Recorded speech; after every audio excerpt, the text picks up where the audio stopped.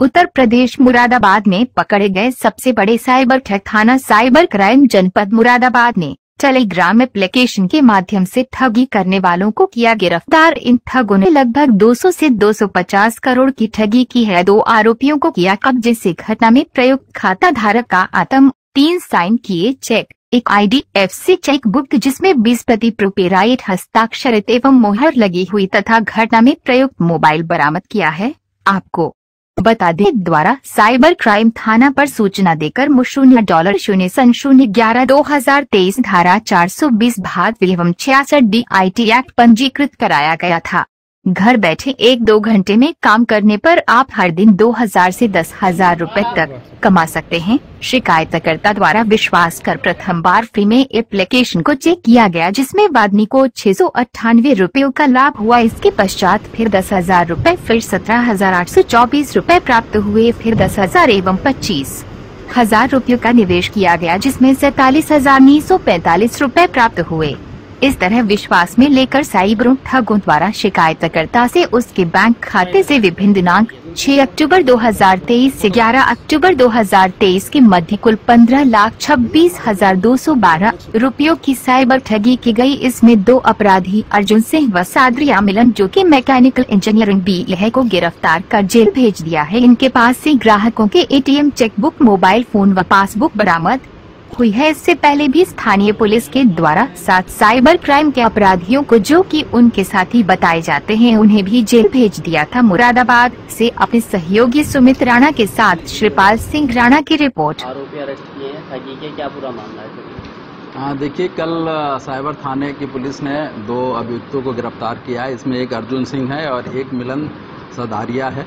ये दोनों अहमदाबाद के रहने वाले हैं और इन्होंने बहुत बड़ा एक क्राइम कर रखा है साइबर से संबंधित।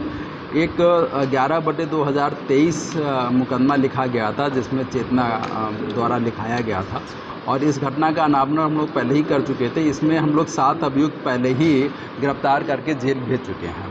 लेकिन चूंकि ये साइबर थाने का साइबर क्राइम था, तो इसका पैसा बहुत से अन्य खातों में गया था। तो जब अन्य खातों में हम लोगों ने उसकी इन्वेस्टिगेशन शुरू करी है, तो उसी के आधार पर ये 2 लोग गिरफ्तार किए गए हैं। जब पूरा इनसे पूछताछ की गई है, बातचीत की गई है, तो इनका जो कार्य करने का तरीका है वो बिल्कुल अलग तरीके से है।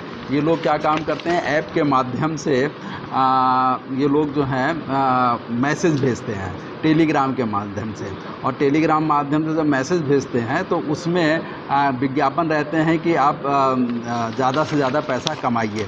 इसमें फ्री का भी ऑप्शन होता है। तो सबसे पहले ग्राहक जो होता है वो फ्री वाला दवा देता है और दवाने पे कुछ पैसा लगाता है।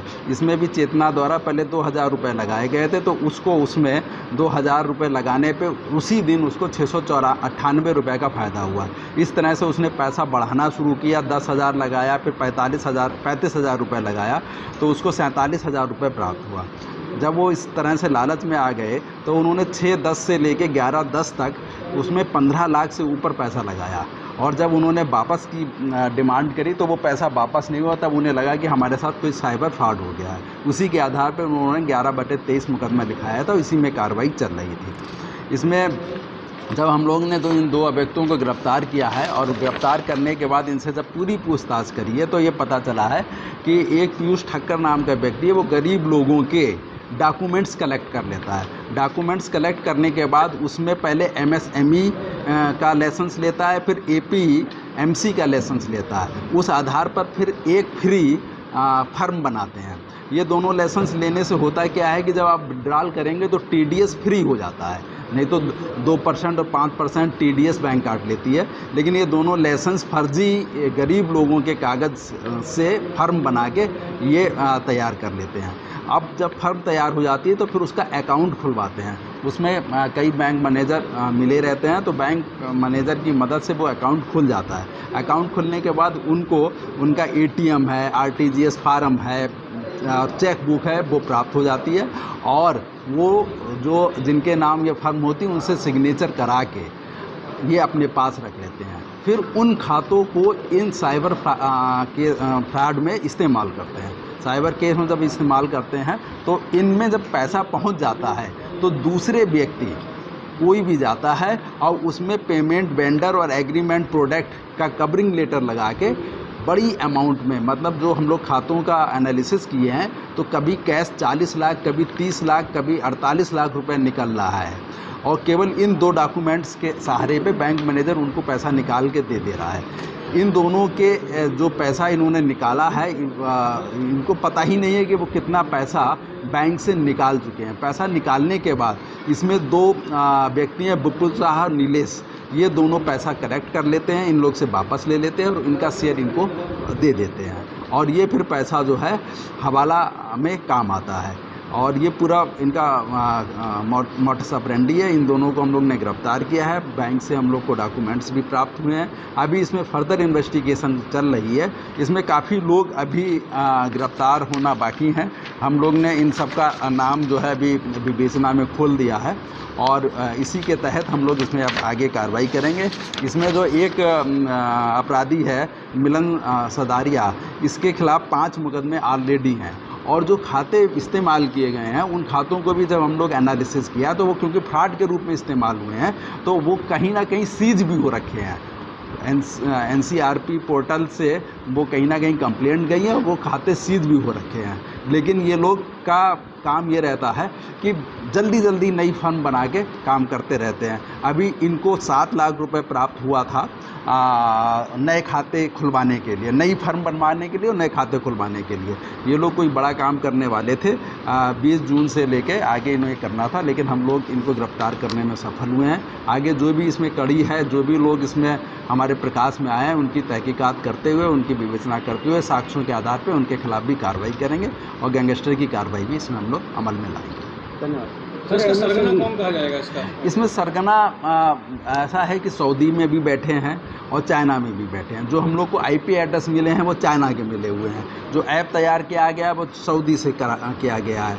उसमें 2 शेख नाम आए हैं, वो अभी मैं उनको ओपन नहीं करना चाहता हूँ, उन पर हम काम कर रहे हैं और इनके तार जो हैं सऊदी और चाइना से जुड़े हुए हैं। क्योंकि इतना बड़ा मामला है, आप अंदाज़ा नहीं लगा सकते। इन लोगों ने बताया है कि मतलब पर डे कभी 40 लाख रुपए निकाल के ला रहे हैं, कभी 30 लाख रुपए निकाल के ला रहे हैं। वो निकाल के जो है विपुल शाह और नीलेश को ये लोग हैंड ओवर कर देते हैं। सर, MSME का जो रजिस्ट्रेशन कराते थे वो कौन से जिले से कराते थे? ये सब गुजरात में होता था। सारे काम गुजरात में होते थे। जो हमको फ़ोटो प्राप्त भी हुए हैं, मालूम चला घर है, घर में केवल फर्म दरवाजे पे फर्म का नाम लिख के फ़ोटो खिंचवा के, क्योंकि उसमें ये डॉक्यूमेंट्स अपलोड होते हैं, वो डॉक्यूमेंट्स को वो लोग MSME वाले फॉर्म के साथ डॉक्यूमेंट लगा के उसका वो प्राप्त कर लेते हैं। बल्कि वो घर हैं, घर पे कुर्सियाँ हैं, लोग बैठे हुए हैं, ऐसा लग रहा है, जो कि फ़ोटो लगाए हुए हैं वो लग रहा है कि घर है, लेकिन वो किसी ना किसी तरह से मिली भगत से ये रजिस्ट्रेशन करा लेते। ठीक है। और सर, ये बैंक मैनेजर्स का क्या मामला है? कि कल साइबर थाने की पुलिस ने 2 अभियुक्तों को गिरफ्तार किया है। इसमें एक अर्जुन सिंह है और एक मिलन सदारिया है। ये दोनों अहमदाबाद के रहने वाले हैं और इन्होंने बहुत बड़ा एक क्राइम कर रखा है साइबर से संबंधित। एक 11/2023 मुकदमा लिखा गया था, जिसमें चेतना द्वारा लिखाया गया था और इस घटना का अनावरण हम लोग पहले ही कर चुके थे। इसमें हम लोग 7 अभियुक्त पहले ही गिरफ्तार करके जेल भेज चुके हैं। लेकिन चूंकि ये साइबर थाने का साइबर क्राइम था तो इसका पैसा बहुत से अन्य खातों में गया था। तो जब अन्य खातों में हम लोगों ने उसकी इन्वेस्टिगेशन शुरू करी है तो उसी के आधार पर ये 2 लोग गिरफ्तार किए गए हैं। जब पूरा इनसे पूछताछ की गई है, बातचीत की गई है, तो इनका जो कार्य करने का तरीका है वो बिल्कुल अलग तरीके से है। ये लोग क्या काम करते हैं, ऐप के माध्यम से ये लोग जो हैं मैसेज भेजते हैं टेलीग्राम के माध्यम से, और टेलीग्राम माध्यम से जब मैसेज भेजते हैं तो उसमें विज्ञापन रहते हैं कि आप ज़्यादा से ज़्यादा पैसा कमाइए।